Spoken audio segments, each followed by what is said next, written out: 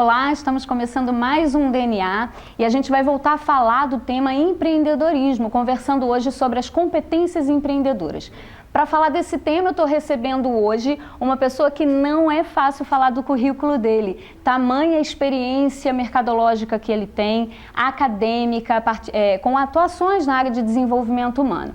Só para resumir o currículo dele, ele é doutorando em neurociências e linguística, ele é master coach, tem várias especializações na área de coaching e análise comportamental, é escritor, consultor e teólogo. Ele é diretor da Interagir Coaching e Treinamento. Eu estou recebendo hoje José Mário de Sá, que é muito conhecido como Pastor José Mário. Eu estou muito honrada com a sua presença. Eu que estou feliz de estar aqui, né? Já estava para acontecer, né? Exatamente, já estava para acontecer e a gente tinha um planejamento aí para as próximas temporadas, mas eu precisei chamar o pastor assim bem na urgência para a gente chegar aí nos finais, né? A gente está no final da nossa temporada de lançamento do DNA e a gente de fato assim está com um desafio de fazer o fechamento dessa temporada com pessoas brilhantes como você. Ah, que bom, obrigado pelo brilhante. Eu tenho certeza que a gente vai poder compartilhar muita coisa aqui hoje. Que legal.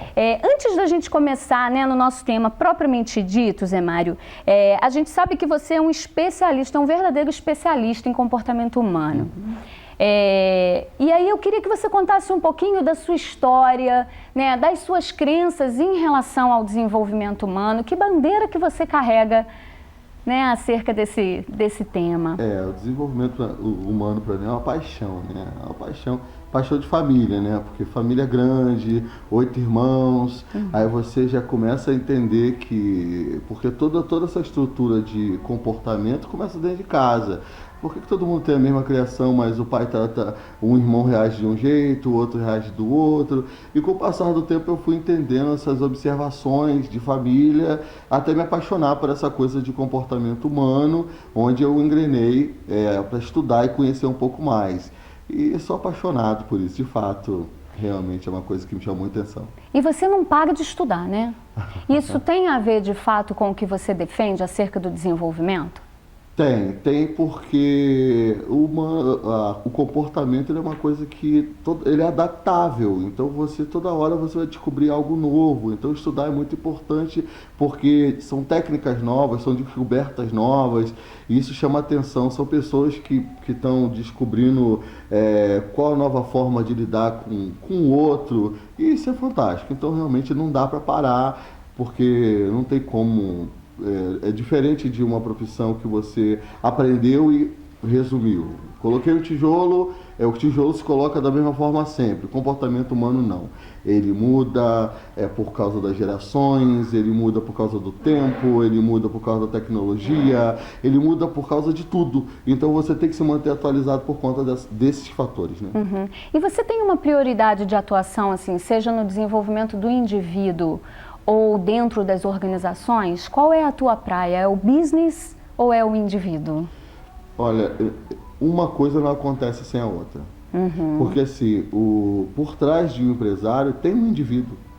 Então, assim, se o teu negócio não está dando certo, normalmente o problema não são questões empresariais diretamente, propriamente ditas. São questões pessoais, e isso é um fato. Então não dá para tratar de negócio, não dá para tratar de um executivo sem tratar da sua vida. Porque se você não conseguir tratar da vida dessa pessoa, desse indivíduo, então uma coisa está linkada à outra. Você precisa, para que tenha assim, um resultado aqui no negócio, esse indivíduo precisa estar bem em casa, com a família, cuidando da saúde, com o seu bem-estar. Então uma coisa está muito linkada à outra. Mas eu atuo diretamente no business. Diretamente... Mas com uma visão sistêmica. Isso, com a visão sistêmica. Você já treinou mais de 20 mil pessoas? Sim. Tem mais de 5 mil horas de atuação em processos de coaching. Sim. E eu queria que você compartilhasse com a gente um pouquinho dentro dessa vasta experiência, o que você tem visto sobre os anseios das pessoas, ou as lacunas, as fragilidades, quais são as maiores angústias, né, das pessoas? O que você acha que nos falta, Zé Mário? Você fez uma pergunta ótima. O que acha que nos falta? Não é o que eu acho que falta. Cada um tem a sua percepção do que falta. E com uma busca assim, incompleta, né? Você está sempre buscando e quando você alcança, você descobre que não era aquilo dali. Aí você começa a buscar outra coisa. Então, na minha concepção e na minha experiência de trabalho, eu vejo que falta é o ser humano se aceitar, se entender, respeitar a sua história, gostar de quem ele é, se curtir, porque não tem jeito, senão você vai viver incessantemente buscando algo que você não vai encontrar. Então, não é viver a síndrome da Gabriela, eu nasci assim, eu cresci assim, vou morrer assim. Eu não estou falando sobre isso. Eu estou falando é se aceitar, é entender que essa é a tua história, que essa é a tua cidade, que essa é a tua vida, que essa é a tua família, que esse é você. E buscar melhorar cada dia mais, mas entendendo que você é você. E dentro desse processo, inclusive, tem uma coisa muito interessante, quando você fala, né, de se aceitar, porque eu acho que os padrões do mundo, eles estão muito pré-estabelecidos. Sim. Então, as pessoas hoje estão muito preocupadas no que o mundo quer que elas sejam e estão se distanciando do que elas realmente são. O que você me diz sobre isso? Há um afastamento muito grande da sua essência. Eu percebo que você começa, as experiências que eu tenho, que grandes empresários, alguns vêm de família humilde e eles não gostam de compartilhar suas histórias de dor, e como se fosse uma coisa vergonhosa, esquecendo que eles só estão ali por conta daquela história. Aquela história foi o caminho que levou eles até onde eles estão. Então, às vezes, eles não gostam de compartilhar que vieram de uma situação difícil, que passaram necessidade na infância. Alguns, não, assim, uma grande maioria não gosta de citar isso. E eu percebo, né, quando você vai numa empresa, eu já percebo que eles não gostam de citar isso. Depois de algum tempo que você os conhece, eles começam a contar. Mas parece que é uma não aceitação da sua essência. Isso acontece muito. E é interessante porque a gente tem visto pessoas de enorme sucesso, né? Veio recentemente a Teresópolis o Rick, e pessoas de enorme sucesso, elas já lidam de forma exatamente contrária, né? Elas têm orgulho de falar das origens e reconhecem, né, que chegaram onde chegaram por conta delas. Sim, mas é porque, de alguma forma, hoje isso tornou motivacional. Porque antes a pessoa, você chegava no meio, já trabalhei algum tempo com isso, então você chega no meio você chega numa reunião, então você tem que chegar com o carro que todo mundo espera que você chegue, com o terno que todos estão te esperando chegar, e só que boa parte das pessoas daquela reunião não tem a sua história, porque estudaram fora, vieram de família bem-sucedida, e talvez você está na mesma mesa que eles. E aí você se resguarda de não falar da sua história, porque de alguma forma isso faz você se sentir inferior a elas. Eu não sei te explicar como as pessoas se sentem quanto a isso. E aí as pessoas não compartilham. Mas com o passar do tempo, o que ficou bacana é que as pessoas começaram a entender e voltar, buscar isso dentro delas e valorizar suas histórias, suas raízes. E agora isso é moderno, né? Isso é moderno. Todo mundo falar antes de contar o que se tornou, contar de onde veio. Porque senão a gente não motiva a pessoa que é um funcionário sonhar em ter uma empresa. Você não motiva a pessoa que estuda numa escola pública a imaginar que vai poder passar um dia num vestibular de uma universidade federal. Então essa coisa de contar a sua história hoje se tornou algo muito importante para os tempos de hoje.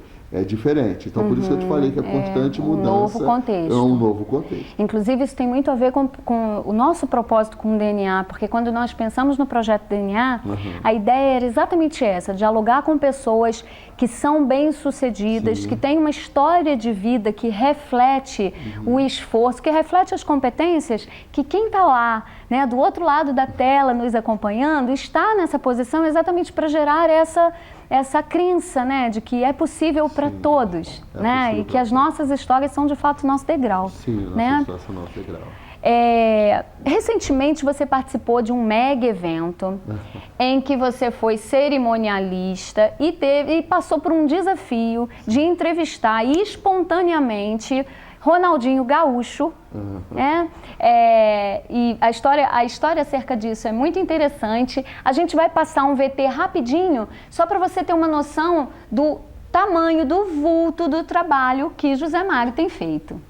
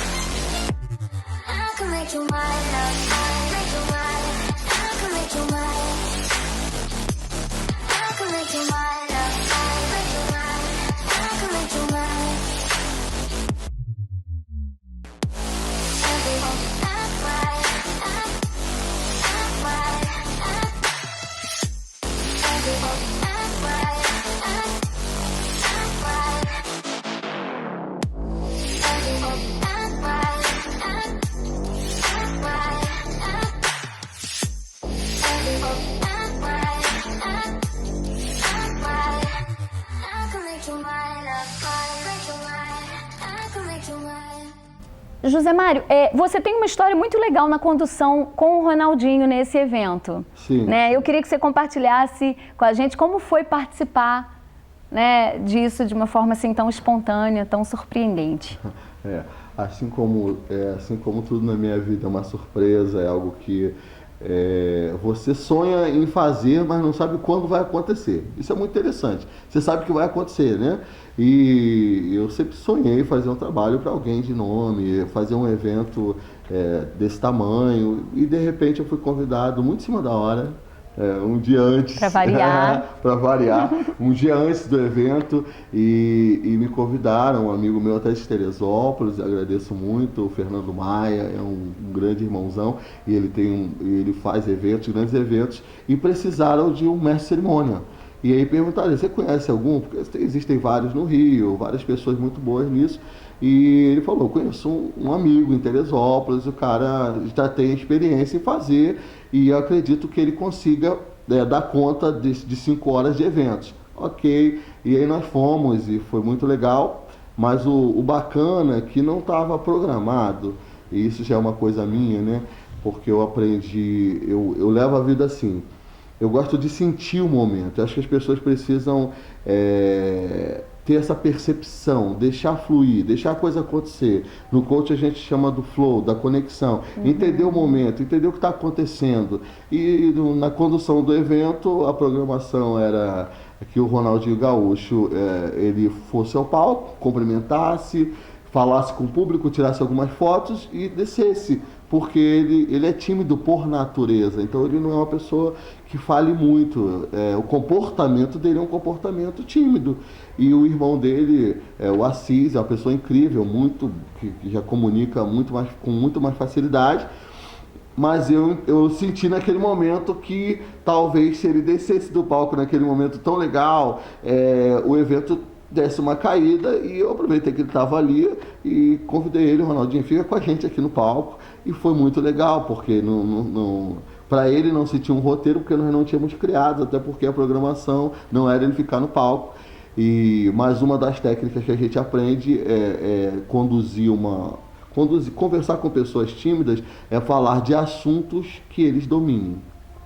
E qual é o assunto que o Ronaldinho Gaúcho domina? Futebol, né? A história dele é do futebol. E aí nós começamos a conduzir dentro do futebol, da história de vida dele, e ele ficou super à vontade. E aí a gente conseguiu conduzir 1 hora de entrevista e foi assim algo sensacional, porque também chegou no momento a Mara Maravilha, o noivo dela, e o palco começou a interagir com um montão de pessoas. E eu falei assim, que legal, eu sou de Teresópolis e olha onde eu tô aqui no Rio Centro, fazendo um evento desse tamanho todo. Então assim, foi muito legal e foi uma experiência muito legal. E isso nos diz muito sobre espontaneidade, né? Mas nós vamos conversar sobre isso já já, né? A gente vai precisar fazer uma paradinha, então já já a gente continua com essa conversa aqui com José Mário. Até já!